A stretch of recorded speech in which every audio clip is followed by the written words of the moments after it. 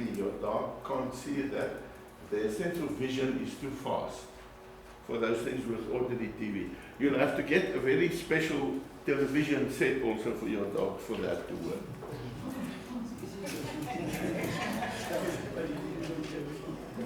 Okay. Now, when we look at events,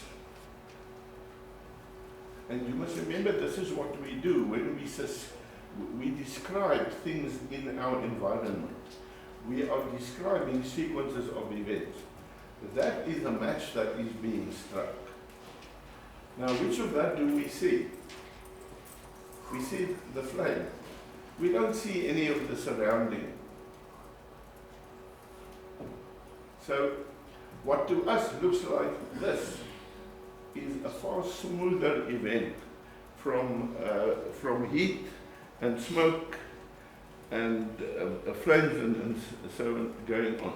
So a lot of the events around us take place faster than the eye can see. If you want to see this demonstrated, go and talk to 5 bystanders who witnessed an accident. They're most unlikely to give you the same information. Each has focused on a different facet of the event. Okay, and then we often encounter unexpected points of view. That, by the way, is the photograph taken of a duck that is swimming, that is putting its head under the water. So, your research will reveal unexpected points of view. If you haven't calibrated your research instruments to capture those special aspects of what you're studying, it will go by and you won't be aware of it. Okay. This matter that I'm now talking to you about is extremely important. If you forget everything I say to you today, remember this. We foreground finite entities against infinite backgrounds. If you are studying the perspectives of a certain community,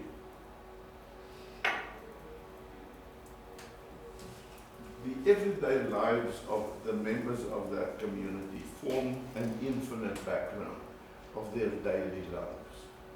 You've got to know which questions to pose to foreground the few important matters that you are doing your research on. So, we foreground finite entities. And the function of research is to foreground finite, significant entities in the research process. You all can see what is there, what is being portrayed. In Jap.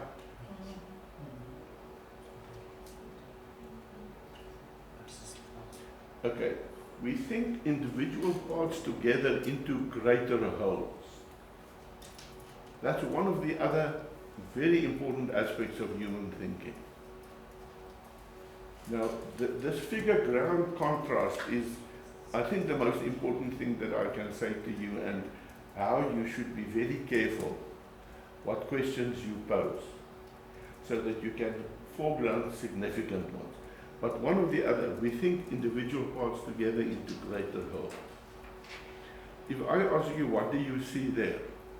Who's brave enough to answer? It's a dog. You know what it actually is?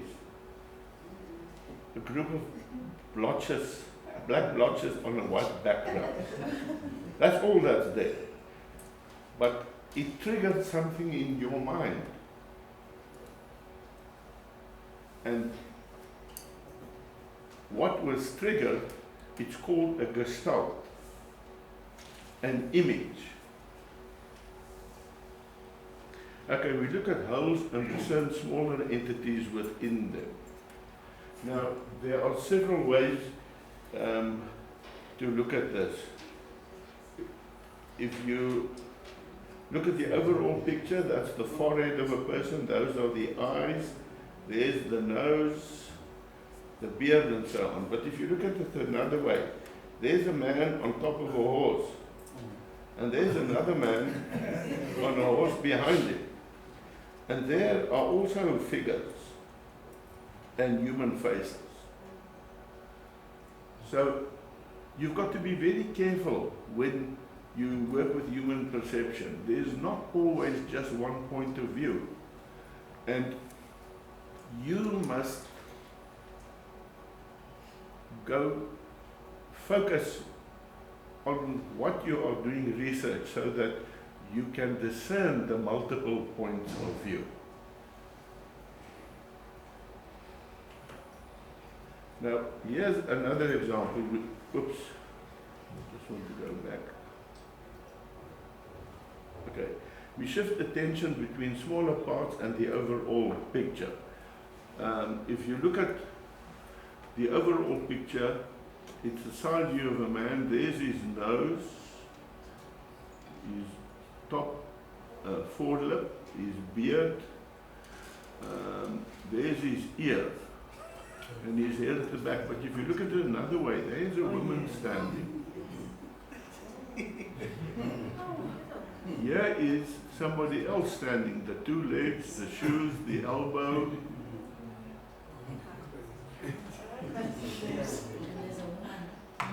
Okay, I'm not going to analyze that in detail for you. You can look at it later on. Now, we often make the mistake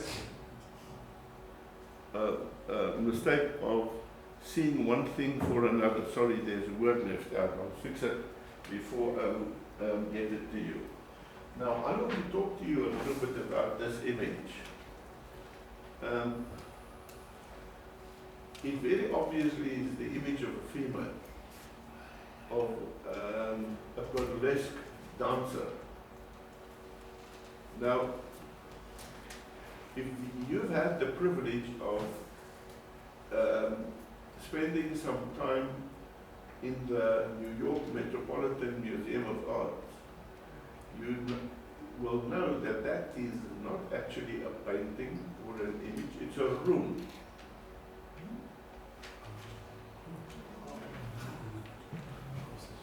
And what looks like the hair locks are actually curtains to that room.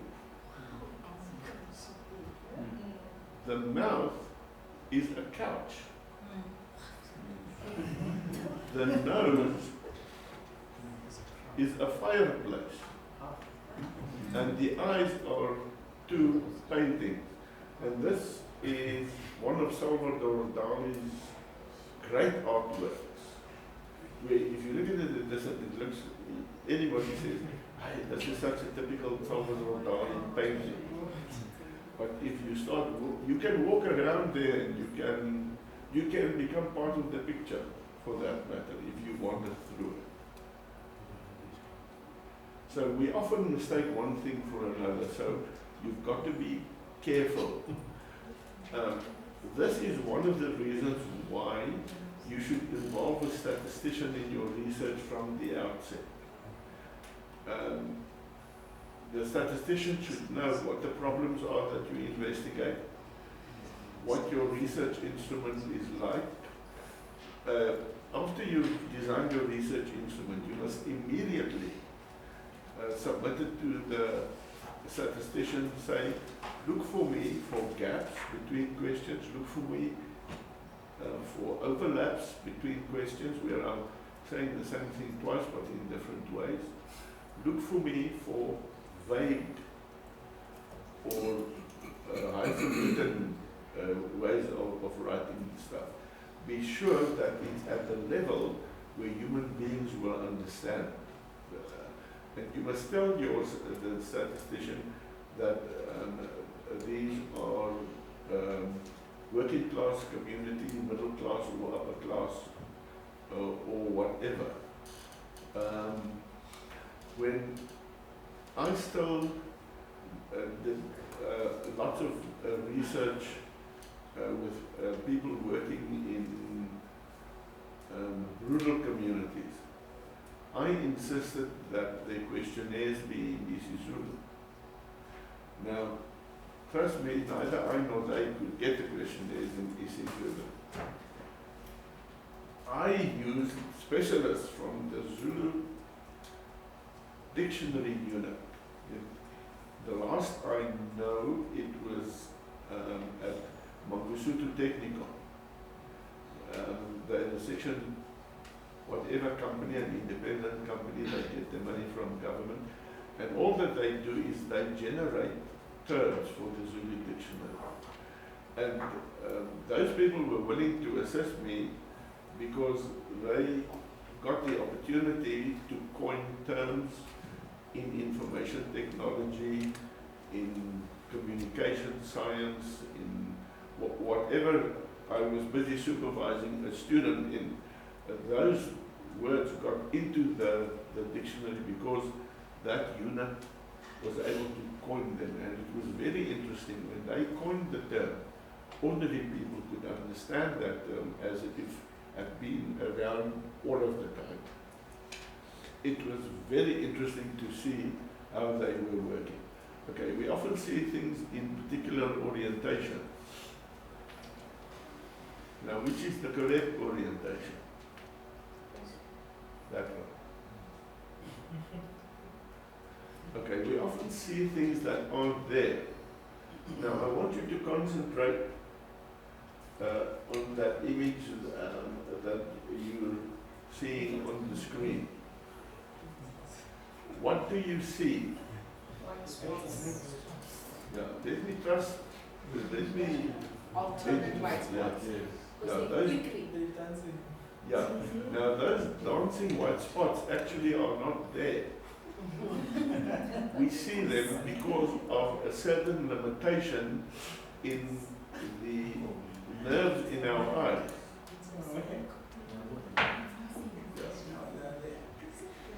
Yeah. They're actually not there, they're in your mind.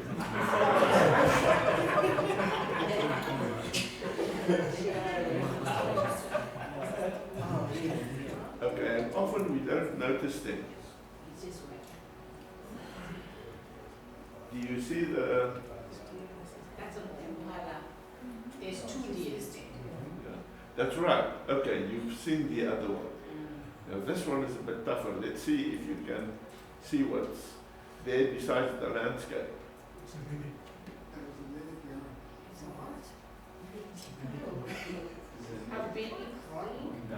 Okay. There's the baby's forehead, eyes, nose, mouth. There's the legs of the baby.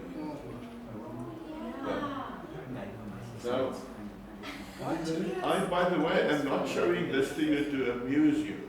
I'm showing this to you to tell you, seeing is not believing. You've got to be very careful in how you formulate your question, so that you capture also ambiguities in what people are saying. But the way you're asking cannot be ambiguous, but if people have got different perspectives on something. Now, quick answer, avoid yes-no questions like the play. Have Likert scale questions because they allow you to capture different perspectives, to capture ambiguities in the responses of the people. Okay, we see impossible things.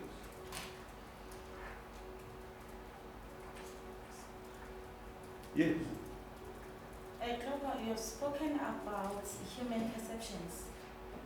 Then how do you categorize those perceptions in terms of looking at the reliability and the dependability of the study? Yeah. First of all, I am using my slideshow as a metaphor to say to you, be very careful in how you're formulating things. Be certain that you understand all of the meaning in the questions that you are posing. Now, the reliability of your study, you can only approach that to a certain extent. But if you employ the services of a statistician from the beginning, the biggest nightmare for a statistician is to get collected data where she can't help the students to fix the errors anymore, to fix the questionnaire. And then she's got to go and say, let me see if I can perform some sort of a statistical test that will get a little bit of meaning from this manual correct that's in front of me. So the one way for you to determine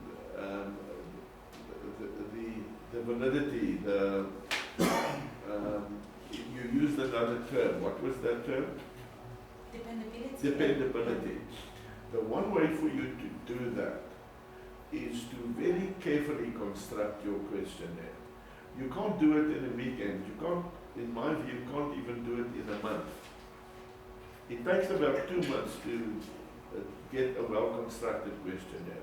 But the way to speed it up is to consult with a questionnaire, with a statistician regularly, to have her say to you from the beginning, use Likert scales, don't use yes-no questions. Yes-no questions are useless because if a person says no, you can't compare that with anything. How do you compare nothing with something? So Likert scales will allow you to capture the different perspectives that the normal community will have about something. If you ask them about the rate at which they use something or the intensity of a certain experience that they've had. Now, so the one answer to your question is you've got to be extremely careful in how you construct your research. The second thing is get the guidance of experts. If it's necessary, do not only consult a statistician who has got years of experience with what words mean and how they can be easily misunderstood. Most universities now require of students to use a language editor to be certain that the document that they submit is in good, coherent, understandable English. Now, why wait until the language editor does the final editing of your thesis? Let the language editor look at your questionnaire, look for if everything is there, if you're not leaving out certain words or not asking plurals where there should be singulars or the other way around. So use the language editor that is required of you in any case to guide you from the beginning. One of the major problems that our students are facing, they haven't got a clue what it will cost them to do the research.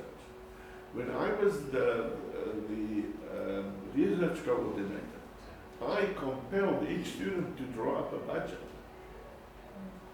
And I didn't just willy-nilly accept the budgets. If they said to me, this is the amount that I budgeted for travel, then I'd say, where are you living? Where are your respondents living? How many trips will it take? And if you are staying overnight, you've got to make that part of your budget. In the case of some of the students, it allowed them to get bursaries from their employers to help cover the study costs. But this is at the conceptualizing phase of the research process.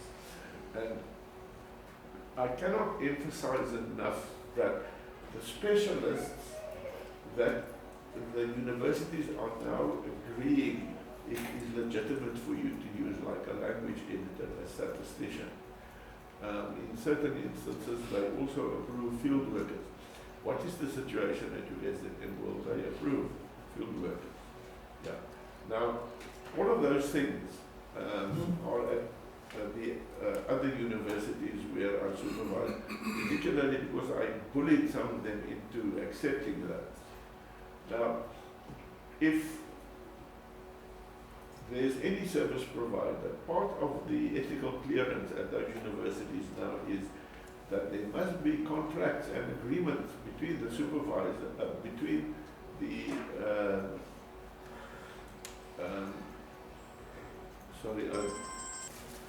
okay, we see impossible things. That is one of Moritz Escher's pencil drawings, and what you see there is that there isn't the normal up-down orientation. If you have a look at that. Okay, there's one of Escher's other drawings where the drawing of the hand is drawing the other hand and vice versa. It is impossible, but we understand it. We totally understand it. And we understand it because we're saying these aren't real hands, these are art forms. And in art, there are other rules that operate. It's possible in art for one hand to draw another. Okay, we reappropriate things. If you look at that, if you give that scene a glance, you'll see it's a forest with trees, but if you look carefully, those are broccoli sprouts, and those are buns and pieces of bread.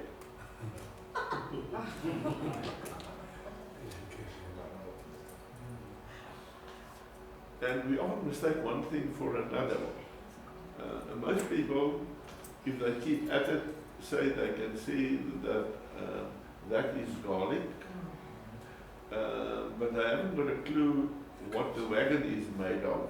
It's made of bread. They can see that those are sweet peppers, but they haven't got a clue that that is cheese. Is it? Cheese. It's a house. Yes, it's a house in our minds, but in reality it's cheese that's been carved that way. So we often mistake one thing for another. Okay, we think metaphorically, and this is a very important point that I am making now. When we are doing research, we want to deal with literal meanings all of the time. In other words, it must be either right or wrong. But we associate thinking with vision. So vision, here are some visual metaphors. I see what you mean. I'll see if I can help you. I'll see you in court. All of those are metaphors. Or we associate uncertainty with hearing. I hear you have been promoted. I couldn't believe my ear. We associate what is unacceptable as well as acceptable with taste or smell. Your comments are in poor taste. It was a bitter pill to swallow. Don't have such a sour attitude. I smell a rat. Your timing stinks. He tasted victory at last. Victory was sweet. We associate